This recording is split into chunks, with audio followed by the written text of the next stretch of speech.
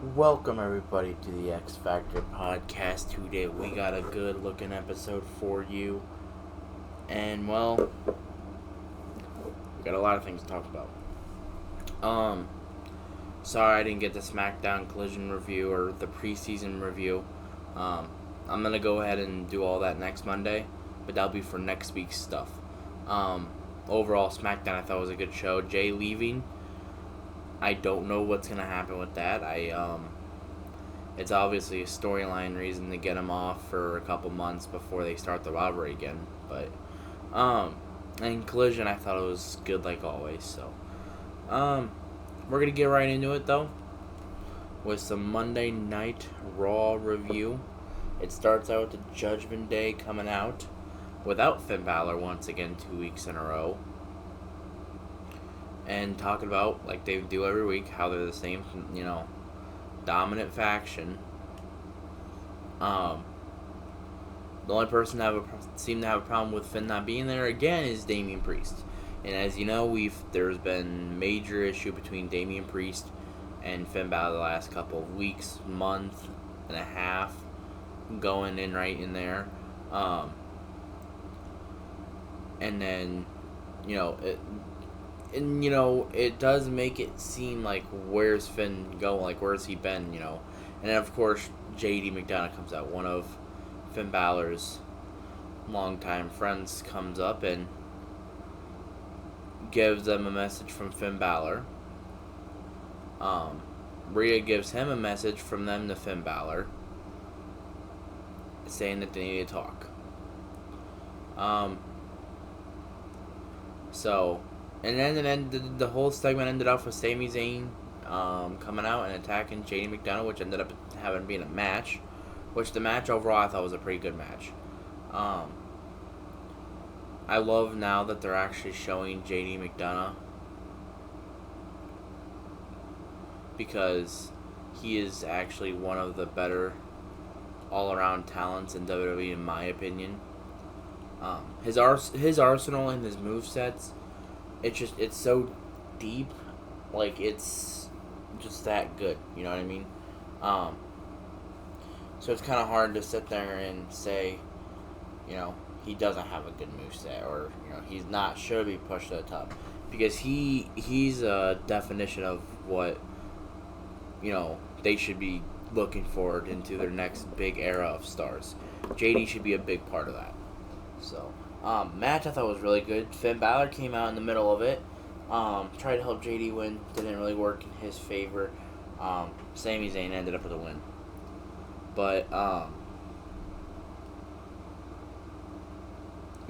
the match overall I thought was really good. And Sami Zayn, of course, he is one of the best super wrestlers right now in WWE, or in the world, and I will say that kind-heartedly. So, then there's a backstage segment with Chelsea Green and Adam Pearce talking about the tag titles, and Adam Pearce saying that she needs to vacate them, and she said she wants an audition, which I was very interested to see what the audition was going to be. Katana Chance, Kaden Carter came out and said that they want a shot at those titles when she has a partner. And suddenly, out of the blue, Piper Niven comes out. She is back from her unreasoned time off, I should say. She came out and she was in the backstage, she came up and took him out and said that she was now her partner. And Chelsea Green's like, nah, we need to have auditions, and Piper Niven, pushed her and grabbed the title and pushed her and said, I'm the champion, or I'm your partner now. And I feel like Piper Niven's the perfect example of what Chelsea Green needs right now. But if any of them two get hurt during this run, it's gonna be obvious that those titles are cursed. Those titles are obviously cursed as it is, but it's gonna get worse if one of them two get hurt during this run. So,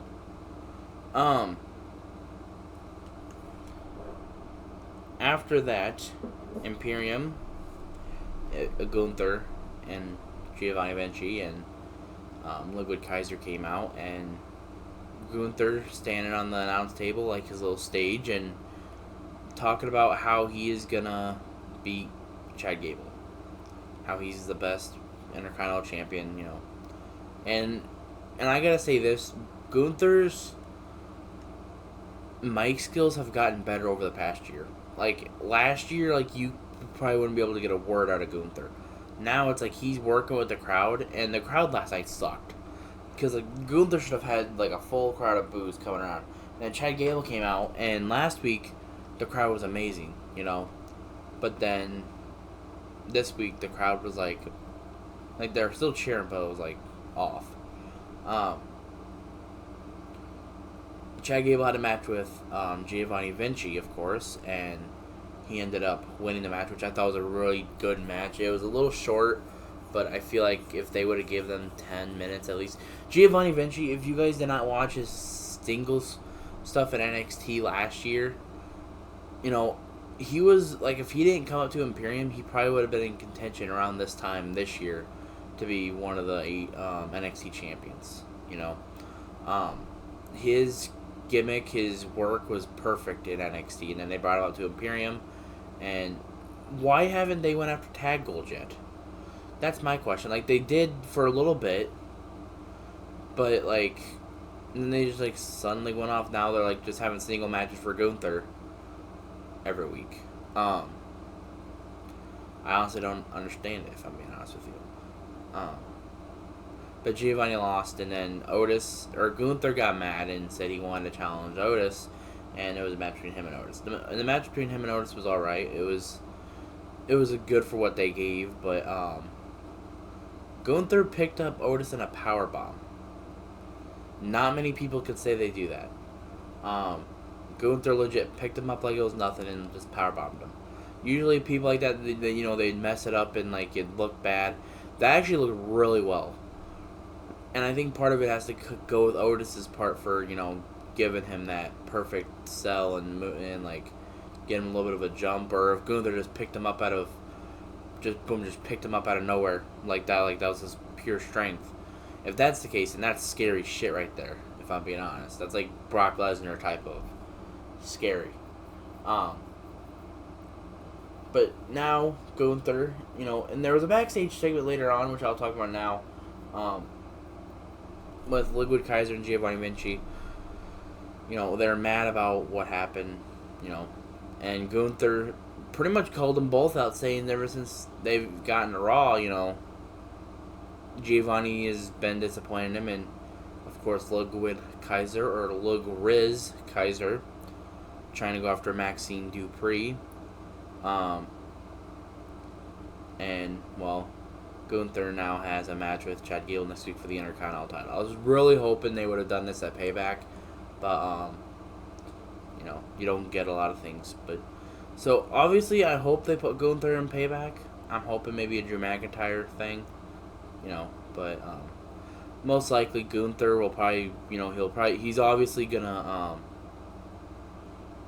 defeat, like, he's gonna dethrone, like, the record. The thing is, how long after is he gonna actually hold the title? So,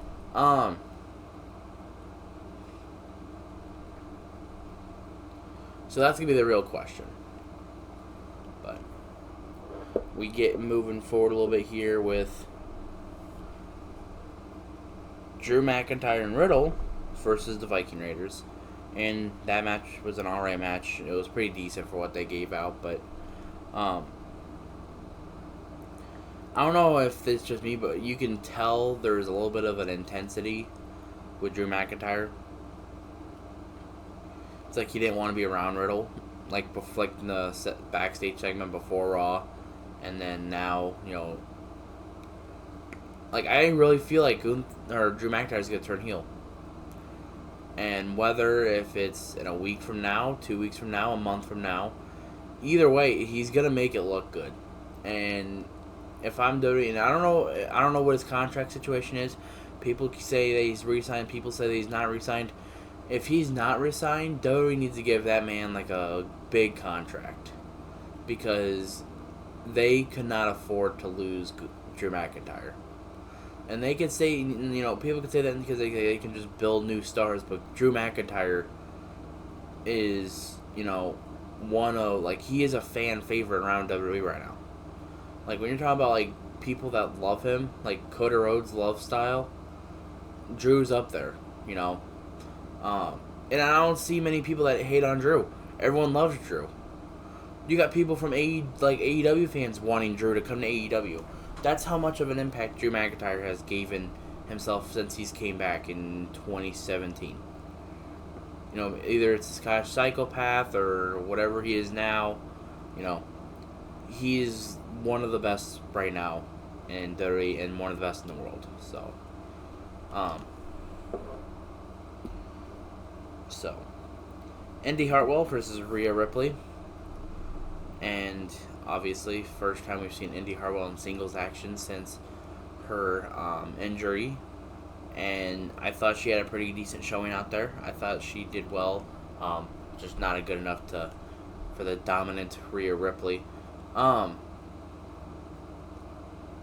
really wondering what, Candice Wright came back last year. And last year we were still at a time where the crowds were really bad. And, like, starting after WrestleMania, like, the crowds were, like, really, really good. And last night's crowd, bad. I'm very questionable to see what they're doing with them, too. Because they've only been shown twice on TV. Now they're doing this stuff with Raquel, like, they're with Raquel right now, but, like, as just being friends, but, I feel like they're just there so they can throw someone on TV so Rhea can, like, beat them and boom, they're gone. And I'm hoping that's not the case because Candice LeRae and Indi Hartwell, they're tag team material. Same thing with Alba Fire and Isla Dawn. I don't know where the hell they have been.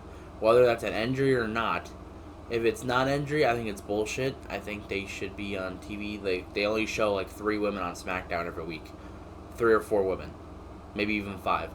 It's always Charlotte, Bianca, Asuka, Bayley, Shotzi, Selena Vega. I think, or Io Sky, Yin and Io Sky. I feel like that's the only people they even show at all. Which, it's kind of bullshit, but that's really what it is at that point. But, to be honest, I forgot what I was talking about.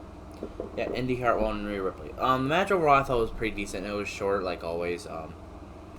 I just wish we would get more competition, which obviously they're doing something with Rhea and Raquel.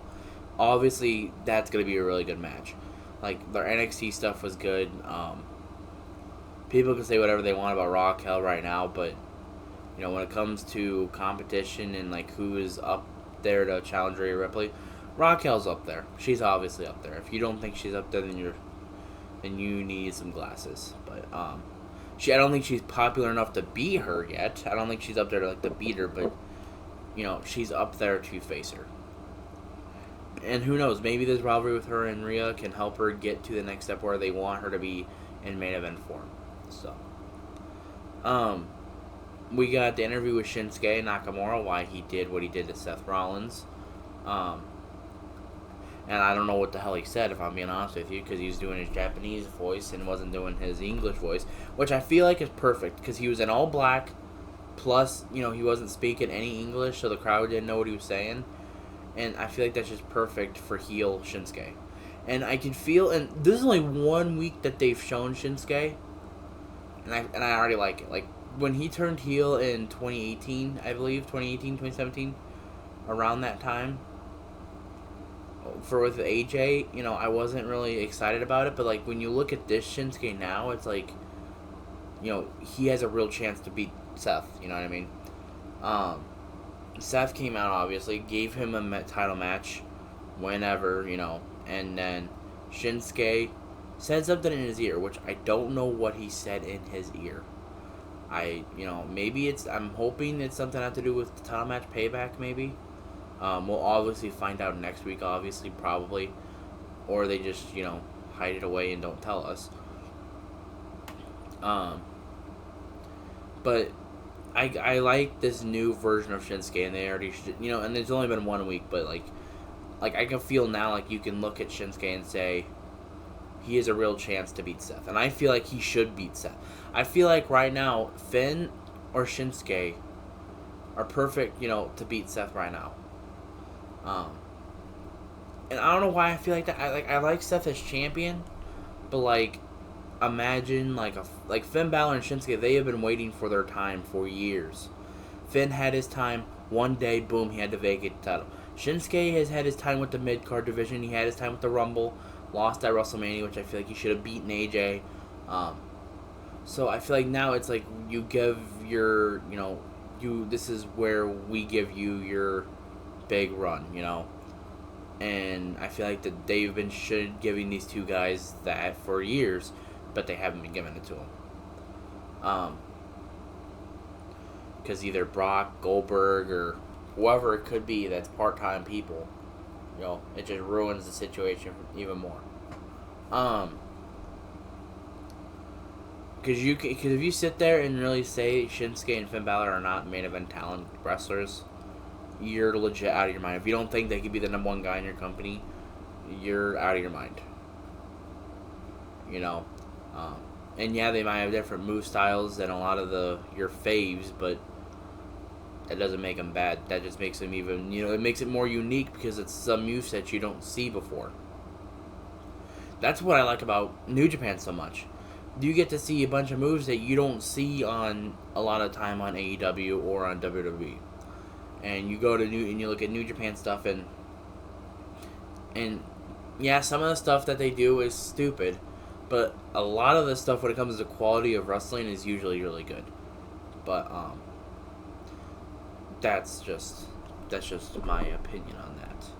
But Trish Stratus versus Becky Lynch. I can obviously see now why they didn't put them on TV on SummerSlam. The match was not moveset wise. I feel like they were good. Execution on speed and how the match went, I feel like did not work at all. I feel like the match was just going in slow-mo for a lot of it. And I feel like that with a lot of, and I'm not trying to blame anyone, but like a lot of Becky Lynch matches this year have felt that way. Like last year, like she was having bangers left and right. She got hurt, came back, and then like since it's been like, they're there. They're not the best. The match ended in disqualification. So obviously, if they would have had a disqualification at SummerSlam, it wouldn't have been perfect. So obviously, that's one of the reasons why they probably didn't have it at SummerSlam. Now they're going to be having a steel cage match because this ended in disqualification. And I believe this will probably happen at Payback, I'm assuming.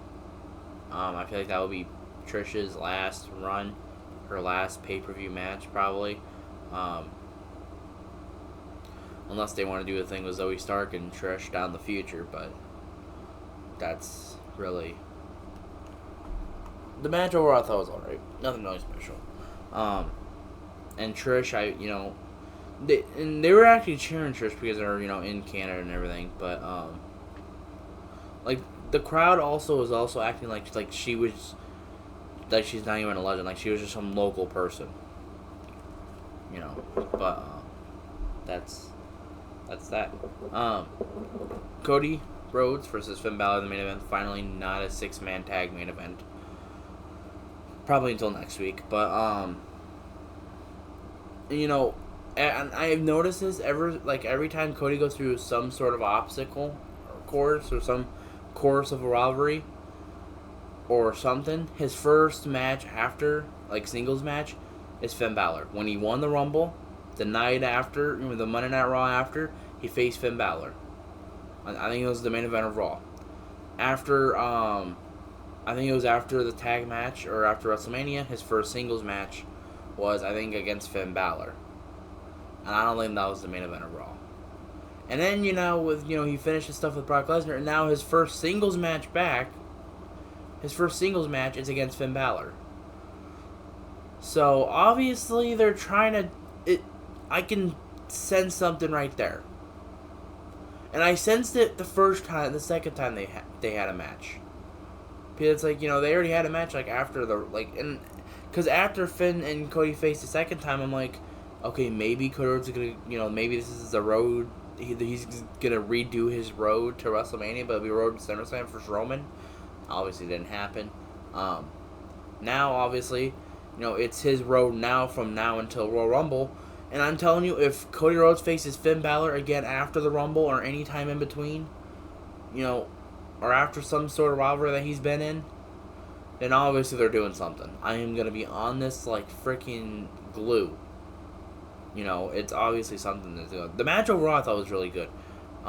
Two former leaders of Bullet Club, too, so just throwing that out there.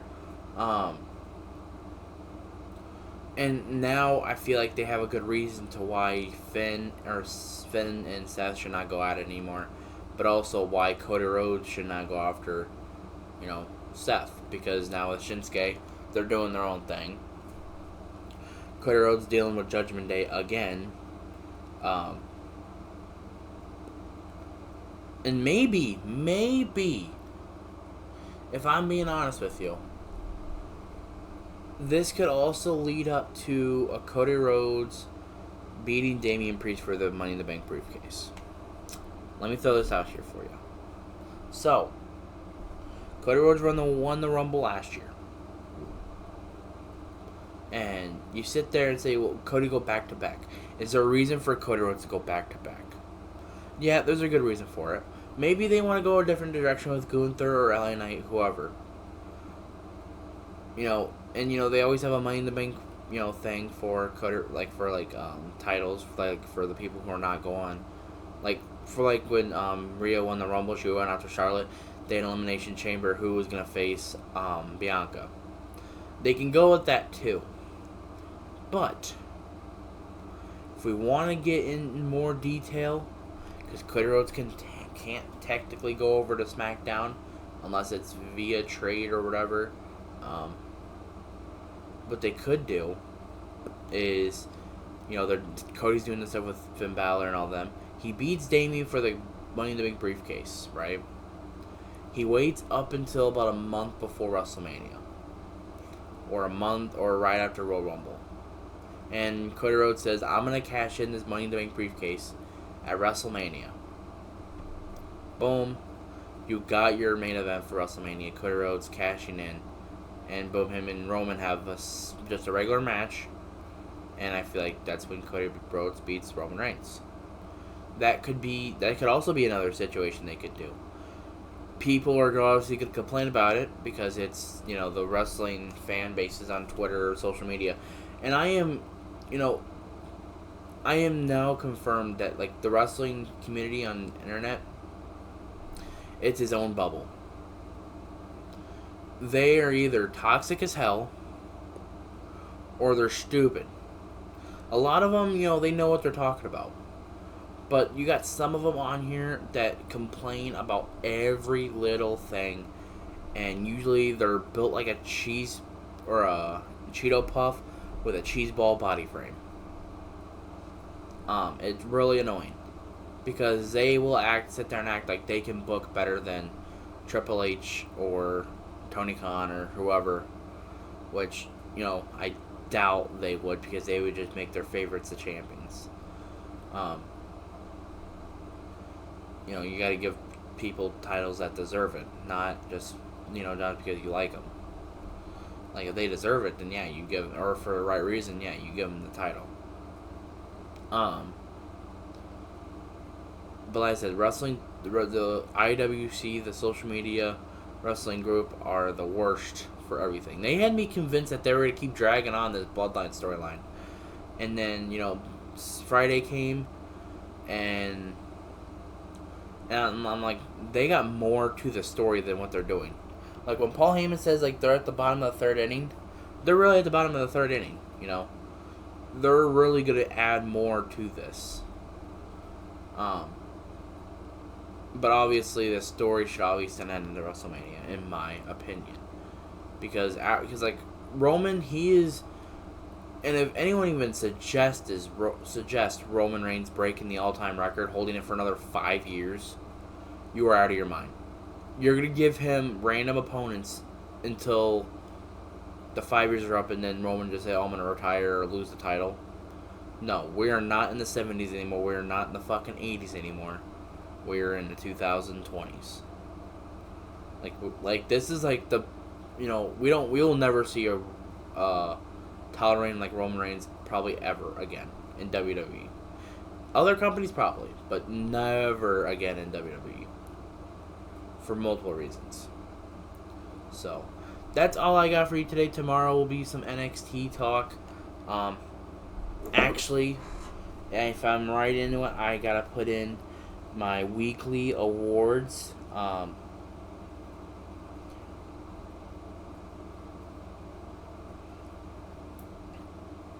And I just gotta finish this up right here because, starting next week, we'll have a tag team of the week. So, just letting you know right now, next week we'll have a tag team of the week.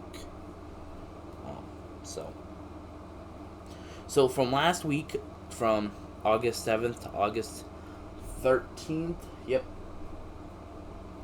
Women's Wrestler of the Week is Hikaru Shida. Male Wrestler of the Week is Tetsuya Naito. He won the G1 Climax for people that don't watch New Japan. The Show of the Week was Monday Night Raw. Tag Team Match of the Week will be the Hardys versus the Young Bucks. Women's Match of the Week, Shayna Baszler versus Zoe Stark. Match of the Week, Tetsuya Naito versus Kazuchika Okada.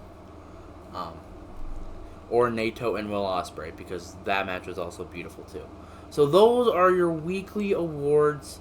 I kind of was late on them because I was kind of slacking the last couple of days. But like I said, tomorrow we're going to get right into it with some NXT talk. And we're also going to get into some NFL talk on Friday. Some NFL talk on a Friday is always good because we got some preseason stuff. And obviously right now I'll talk about the Cowboys game because I am a Cowboys fan, so I'm obviously going to talk about that right now. Obviously Deuce Vaughn is someone to look for. I am looking forward. I was worried about when we got rid of Zeke, and I was, and a lot of people could say, well, they're not worried. I was worried because of our goal line. He was one of our goal line backs. He was if you need a touchdown in the one or the two, he was going to give you that one or the two, And now, I look at Deuce Vaughn. We got Rico Dowell, Malik Davis, Tony Pollard, and then I sit there and I watch the preseason game. I'm like, we don't got nothing to worry about. We got the run game, we got the pass game, and the thing is, I was all right with our play calling. The play calling it felt smooth. It didn't feel like a Kellen Moore offense. So maybe this is where we get our good points in down the line. But obviously we got some things to fix forward to defense wise. But like I said, I will talk more about this next week, and so y'all have a good day. Stay blessed.